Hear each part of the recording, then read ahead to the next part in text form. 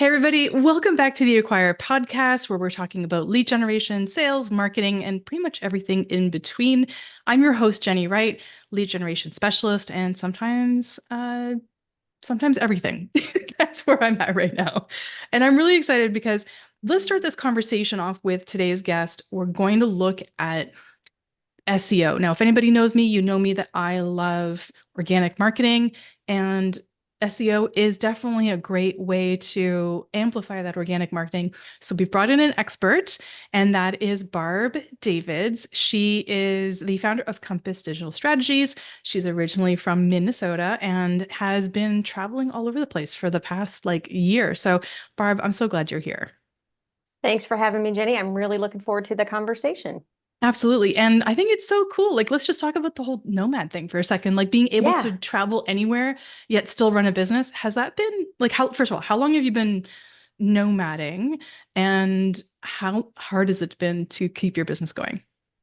So I've Or been easy? nomading for about a year, and to keep it going has not been as difficult as it has been finding a place to stay. Okay.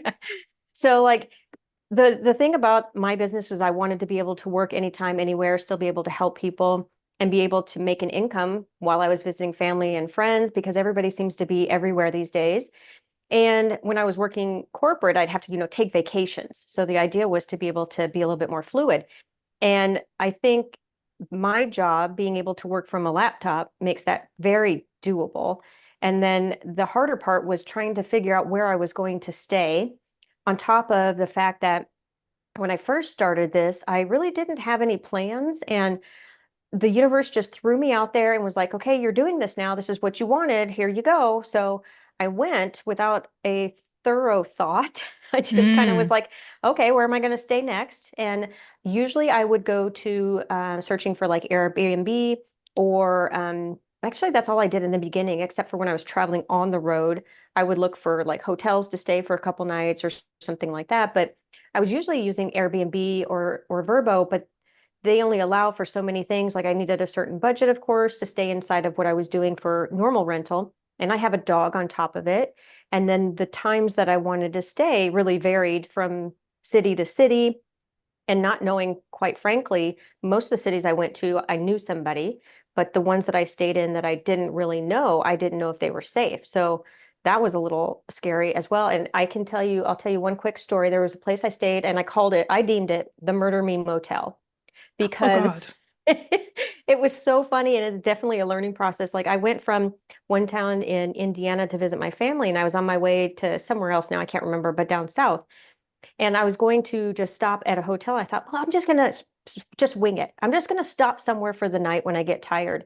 Well, what that did was limit my options to places to stay, of course. And I ended up having to stay at the only one that was available because at that point I was really like, I don't know how much longer I can go without falling asleep. So I stayed at this one place and it was so run down and so scary and like only a couple people. I mean, it was just like I took a couple pictures, but I don't know if I saved them, but I'm really thankful I have a dog because I think that like that kind of kept me feeling a little bit safe and guarded, but yeah, it was pretty interesting. So, yeah. Yeah. And traveling alone traveling alone, whether you're regardless of gender, is always interesting, but it's a little Mhm. bit more precarious if Yeah. you identify as female and people see you that way and they think that they're, your potential prey of some sort. But Hmm. my gosh, okay. Well, stay Yeah. safe on the rest of your journey, Yes, thank you. first of all, and enjoy it. I just have one last question on this whole thing. Are you flying or are you driving? Driving. Yep. Cool.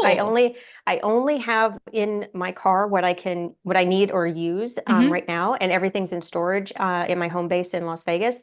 And actually, I'm getting ready to, in a couple months, just literally let all of that go except for my bed and some kitchen stuff because I thought, you know what? I haven't been using it for a whole year. Why do I need to even pick it back up? Because I'm already essentially a minimalist for the most part. Same. So I think getting rid of that, like my mindset is like, oh, this is going to feel so good. It's liberating. It's absolutely Yeah. liberating. Yep. Yeah. Coming from a household that was not minimalistic. My mother Mm. loved the kitsch everywhere Yeah. and a million, cookbooks and whatnot. And then Yeah. when I moved out on my own, I was like, not doing any of that. I mean, in my background, if anybody can see my on video, I do have a bookcase. It is literally the only bookcase in our whole place. Oh, So, wow. right? But everything else is minimalistic. I totally get. Okay, so let's transition and talk about what we came to talk about, which is really the organic side, using SEO. You are an expert in the SEO space. I was really excited when you reached out to have a conversation because you're like me, you don't like fluff. So hmm talk to me about getting people, 256% more organic traffic on search, 22% more leads and 51% more sales. Like, how does hmm that work? What do you do? So when it comes down to the nuts and bolts of it, it is really creating content around the topics that your people, your ideal audience are interested in in such a way that Google can find it. So like with organic search, they always talk about SEO and doing certain things to your website. And there are some technical things that you can do, but really what it's about is finding the things that people want to know about and getting in front of them. So that might be simply answering like a how-to question on the service that you're providing. So it's like a straight up really close to what you sell. But then it also could be something around like what it's called tangential content. And one of my best examples for this is like Death Wish Coffee. So they sell coffee, but they actually did a blog post around the idea of should people like drink coffee before a workout? And they gave a whole workout routine and just talked all about it, but it wasn't directly related to their specific, coffee. The content was directed at fitness folks who drink coffee. So it got to those people in front of them. And I think that a lot of times we overthink what we're supposed to be writing about. And it's really just thinking, okay, what is like if I'm looking for somebody who's looking for organic search traffic, I might talk to them about like how to find keywords, which are essentially just people typing in queries into Google and just writing some content around that. And it's I think people get hung up on which words to use and like how to use them. But if you just pretend like you're talking to the person that is wanting to know about it, I think that's the best way to bring it down. Yeah, I I still get hung up on keywords Yeah. for sure because I'm not sure what people are searching, and I know there's a lot of tools out there. Mm, How has AI changed this for you? Because the last, I don't know, 12 to 18 months has been insane. What yeah. has changed for you? So far, nothing except my sanity because there is so much information out there. It is ridiculous. Like, and on top of it, nobody really knows what's going to happen, right? They can speculate and figure it out, but SEO in itself and trying to get found organically is sort of a slow process. So it's kind of like, okay, well, now that you've done everything for Google organic, now what do you do to be able to be found in this whole new AI world? If somebody's using like they're called AI overviews. So when you go into the Google search, if you see like one box and it says something about AI overviews, that's kind of like the quote new thing that's happening where they just serve up one answer and they are trying to cite the sources. But that has actually been around for a while where they just serve up one answer that's called featured snippets.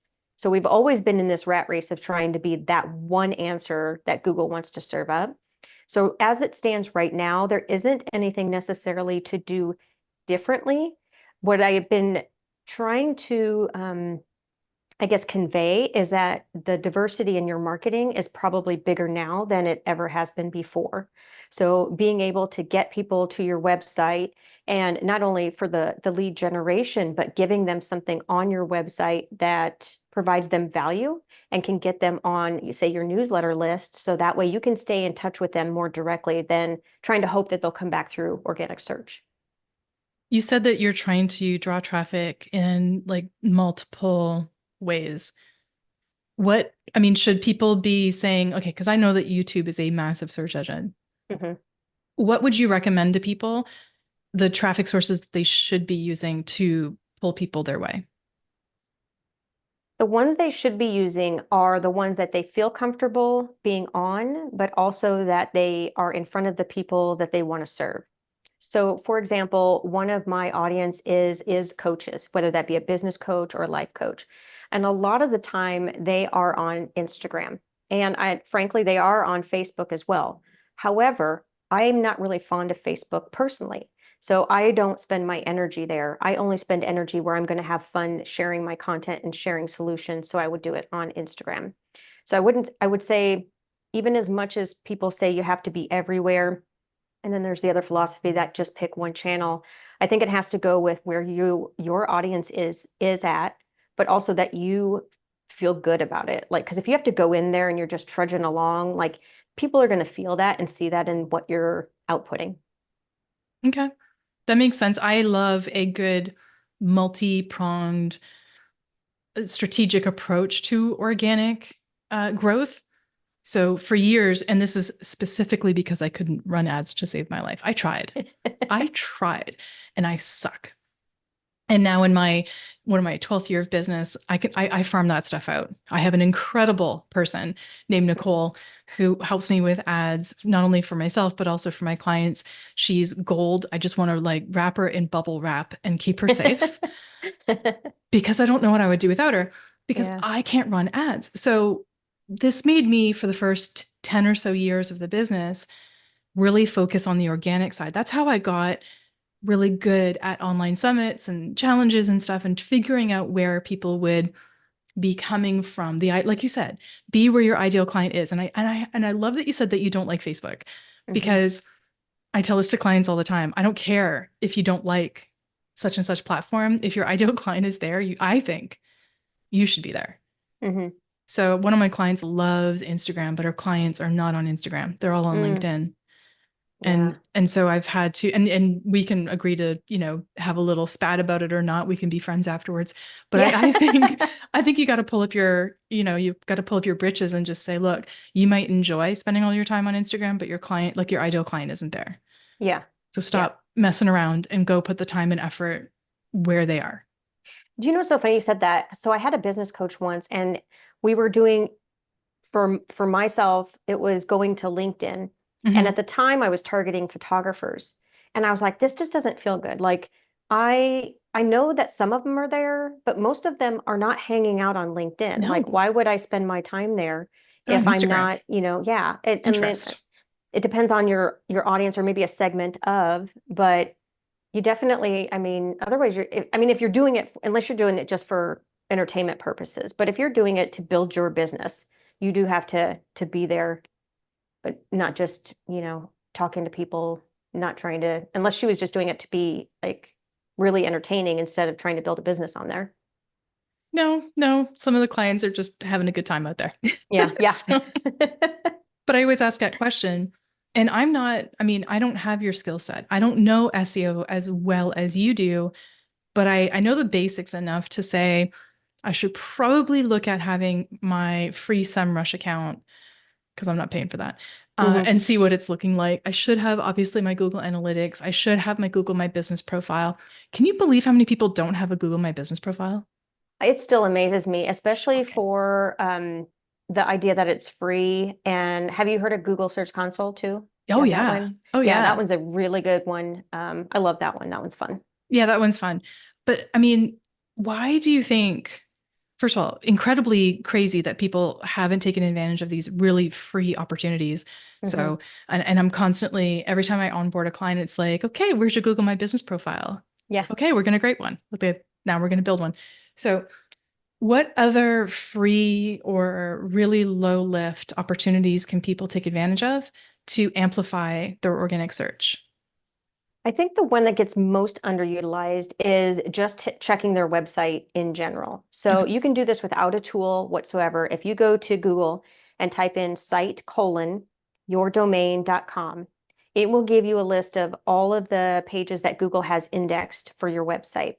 And it gives you a visual to be like, oh, this is what people are seeing when they type in my website. So, or even just go type in maybe your best keyword and see if you pop up. But if you do site colon and your domain.com, you see a list of all of them.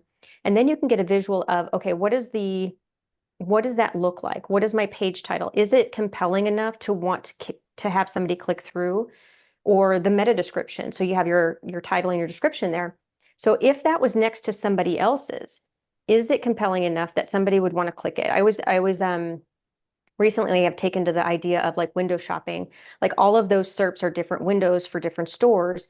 is yours compelling enough? Does it have the right outfit or the right allure to want people to click in to shop your website to see what Mhm. services you have? And there are some, I will say, some technical issues about this, like Google doesn't always keep your original one, but for the most part, you still want to enter that in because there's other search engines that use it. And when you share your pages out into the world, that page meta, that title and that description is usually what gets shared on social as well. So I did it while you were talking. Hmm. Site colon jennywright.com. So the first thing that shows up is home. The Hmm. second thing that shows up is blog. Oddly, the third thing is refund policy and terms and conditions. Oh, yeah, you got to de-index that one. Tell Google, get that out of there. I mean, yeah, I mean, wow. Okay. And then third one is one of my products. Awesome. Thank you for indexing that. And then it goes to privacy policy. Yeah. So those two need to be removed. Yeah. And to be clear too, like in case somebody's listening to this and they are thinking, oh, I need to remove it. It's not actually remove it. Like you keep it on your website, Oh, yeah, but yeah. there's a box inside of, usually if it's WordPress, there's a box that you can say, hey, hide this from Google. You de-index it, and then Google Okay. won't put it in there and it'll still stay there for your people that need to know that kind of stuff. Good. Yeah. Good explanation. Yeah. Not deleting, just hiding Yeah. so Yeah. that it's not indexed because, yeah, I mean, that's my third thing showing up. Okay. So I've got work to do. There you go. I've I gotten think something in from this. Yeah, another thing I think that might help too, especially with AI lately, is the whole trust signal thing. So Mm, Google has a thing called EAT. Well, now they put a second E in there. There's expertise, experience, authority, and trust. And there's not like a specific thing or things you can do as far as Google's concerned, right? It looks at different things, but there's some things inherently that the industry says, hey, this is an indicator that somebody can trust you. So if I land on your website or if Google lands on your website, is it trustworthy? Does it look like you know what you're talking about? Can people consider you an authority in that? And one of the things that really makes a difference that, and when I say makes a difference, this is with everything. Not any one thing is really going to be like, bam, all of a sudden shoot you up to page one. But that does help is at the bottom of your blog posts, make sure you have a bio at the bottom. I think sometimes this gets forgotten depending on the templates that happen, and they can be put there automatically, but it just shows that there's a real person behind the brand. And even having a contact page, that's another one that I'm really surprised at that a lot of people forget to put on their website or the about page. I know you have one, so that looks great, but there's a lot of people that don't put that out there. And that just signals to Google that you're real and even helps build that trust with somebody who's clicking around. They're like, oh, I wonder who Jenny is. And they click about and that kind of thing. I love that you mentioned the blog and having a bio. So if so what I do is something a little bit different, but it does incorporate a blog. I do what is called a hybrid blog lead gen page. Okay. So I have my blog and I use, all the wonderful SEO opportunities. And then at the bottom, I actually have a bio and then a call to action. Hmm. So I will actually have, how to connect with me, book a call with me, talk about my service or whatnot. So I combine the two, but I use it as a lead generation tool as well. So Hmm. on every single blog, you can actually literally book a call. That's great because that gives them the option to get in touch with you, like right there. They don't have to Yep. go click around and try and figure out where it is. Nope. They'll It's be like, embedded right oh, in the this is page. My great schedule is there. information. Yeah. Yeah, that's perfect. Yep. Yeah. I didn't come up with it myself. I did learn it off of somebody else, but I love it. I've been doing it for a couple of months now, and I do see that it does help. Hmm. Quite a few of the calls that I do get booked do come from that, which is fantastic. So Hmm. that's a really good thing. I love that. Awesome. What's changing? What have you seen as the biggest change? What do you also, maybe if you can give me a little bit of like crystal ball prediction, what do you think is going to be coming down the pipe? Well, that is a great question. I have not been able to figure out quite what I think is going to happen. I take that back. I guess I feel like there's going to be a lot more crap content than there has been than before because already, at least in my world, because I see a lot of that happening. Like there's been a lot of those, what do you call them? Affiliate created websites over the years. And it's getting a little bit better where they aren't kind of taking over the search engine results pages. But a lot of times, like when my clients, we see these affiliate sites get up there and they have nothing to do with the service or the product, but they're showing up above real people. Yeah. And I do feel like those are going to start to go away. It might get a little worse before it gets better, but I do feel like that's going to go away in time because even us as consumers and people who are buying this stuff, we are going to get so much more less, what do you want to call it? Less tolerant Hmm. of websites that don't look real or that don't offer specific information. So I think the days of creating surface level content is really just going to go away. And I also think we're going to see a lot more video and not necessarily with people in it yet. I think people are going to explore maybe doing blog posts as videos, but without their faces, because some people don't really aren't comfortable with that yet. But I do think that there's going to be a lot more of that happening in the future, just to set our businesses apart. I love that because then it means that I talk about this pendulum swing. Every time something new comes into the marketplace, it gets flooded, it Hmm. oversaturates, it becomes a bit of a problem because spammers, scammers, whatever, try and figure out a way to amplify and use it. Right. And then we get this almost like self-regulated sort of tick back. And I Yeah. see that happening with AI, where we everybody was like, oh, this is going to replace everybody in the marketplace. We're just everybody's going to use AI 24, 24/7, Hmm. and everything's going to be AI generated.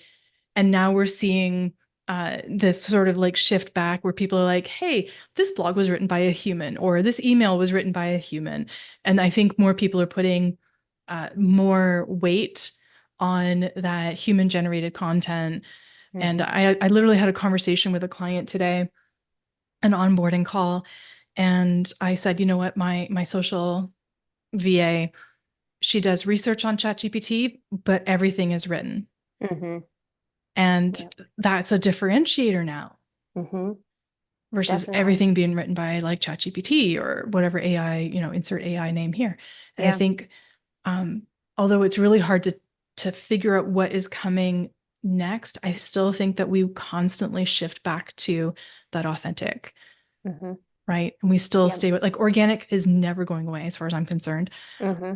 I will fight that tooth and nail to the day I die. Yeah. And I Yeah. love it. But I just don't think it's going to completely go away. Yeah. If you think about it too, I feel like some people maybe aren't clear about the AI searching as well. They feel Hmm. like you need to do something different to show up in there.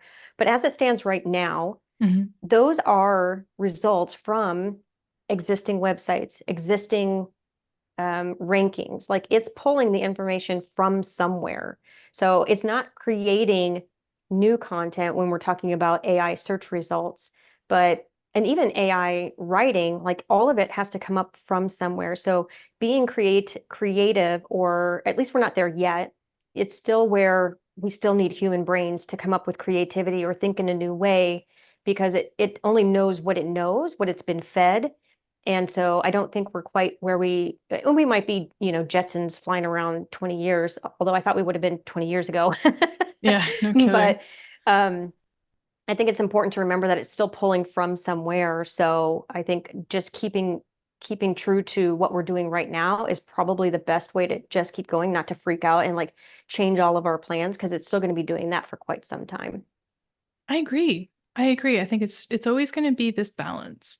Hmm. And I think when it comes to SEO, Google is constantly trying to update itself to stay ahead as much as possible for the things that keep happening, right? So when Hmm. somebody figures out a workaround, Google's like, nah, we're gonna throttle that a little bit here, or we're gonna put Yeah. more of emphasis on such and such. And I think that's always an interesting way to make sure that we're not getting all the bots doing all the work and causing all the problems. Hmm. Yeah. It'll be interesting to see where it goes. I know my Mhm. head is flooded with information for sure. I don't even, and because too, there's a lot of people out there that have their perspective, their opinion, their biases. I think that it's a little bit challenging to sift through and figure out, okay, is this really real or just somebody who is like having a bad day and they're just tired of hearing all this crap? Yeah. I mean, before we wrap up, talk to me about something like a really advanced strategy that just if you could geek out all day on, you would. I think using video is going to be the big one, and using it in such a way that it's not just, hey, let's put together some summary of the blog post. I think being really intentional and thinking, okay, what can I do differently is really going to be the thing that we need to talk about. And I've been saying this one for a little while lately. I feel like more than normal.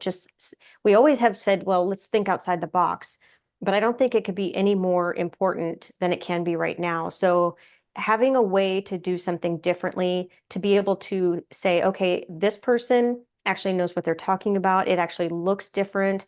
It's not just the same old, put it like if I were to I've been trying to do this myself, obviously, but I'm trying to do it in such a way that it's not just the same old thing with SEO. And so you can do this and you can do that, but if you sit down and do your content to like think, okay, if somebody were to land on this page, what would I want them to know? And so I'm going to be looking at the layout. Like if I'm looking at it, what do I hope is happening? Well, I sure as hope that it's not going to be just paragraph after paragraph after paragraph.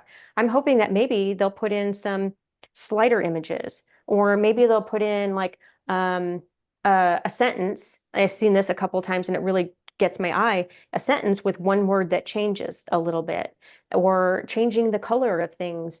And I think that is one thing I could probably sit and just brainstorm all day with people about. I love thinking about like new ways to do things. Me too. Me too. I think we need a like digital geek squad. Yeah. I, Or- I interviewed somebody by the name of Steph Blake yesterday, and she's pretty much the episode just before this one. And we were geeking out off can't like off episode when we wasn't recording, and we were having such a cool conversation about uh like this all-in-one software that she sells, that I'm interested in, that I'm using personally, that I've got a client. We're talking about all the little intricacies of it Mhm. and how to customize it by adding in really cool snippets and all this kind of stuff, right? And I can geek out for days. Now I can't code for my life, don't ask me. I can change a color, and Right. I can change like the padding and kind of those kind of things, but I can't code. Yeah. And to talk about it, it's just kind of fun. So I think we need to have a little group of people just kind of having geeky conversations. That would be fun. There we go. I'm down for that. Absolutely. Awesome. Where can people connect with you, find out more about you? The easiest way is to go to compassdigitalstrategies.com. There's all kinds of information there. Yeah, I love your website actually. It's really, really cool. And then I love the picture of Stone. Oh, so cute. Australian Kelpie dog. Oh, so adorable. Yeah, he's my little running buddy. He's pretty funny. He travels really well too. He just kind of sits in the car and every once in a while he'll be laying in the back and he'll come up in the middle and he'll be like, "Okay, where are we?" And then he'll go back and sleep. Dogs getting to see the whole country. Yep, yep. Oh, that's amazing. Well, if your nomadic lifestyle gets you up into Canada, definitely let me know. I'll show you around Toronto. Absolutely. That would be right. Awesome. All right, everybody. Thank you so much for listening. This podcast is obviously brought to you by the Oddphonic Podcast Network. Thank you so much to our guest, Barb Davids. And also, you can find her everywhere. We will put everything into the show notes, so go and check that out. And if you want to find out more about what it is that I do and how I can support you, go to jennywright.com. If you type in just Jenny Wright, you'll get me and an actress from the 80s, but you'll find me because Google has indexed me pretty high because there's only two of us. So go and do that. We'll talk to y'all soon. Take care.